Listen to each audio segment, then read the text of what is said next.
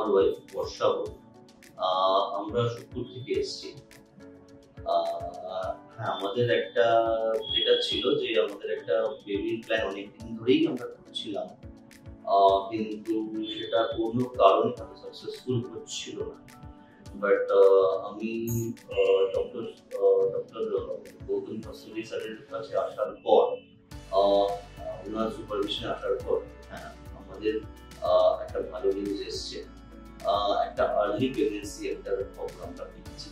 So আমরা definitely মানে প্রচন্ড পরিমাণে খুশি। আর খুশি শুধু ওনার সুপারভিশনের ট্রিটমেন্টের জন্য নয়, ওনার আন্ডারে যারা যারা যেসব মানুষজন কাজ করছেন, ইট মিনস যারা staff, they are really good. তারা প্রচন্ড পরিমাণে অ্যাসিস্ট করছেন। স্টাফ যে ডক্টররা আছেন, they are also helpful. So আমি যদি বলি, আমি definitely fully satisfied. Thank you so much.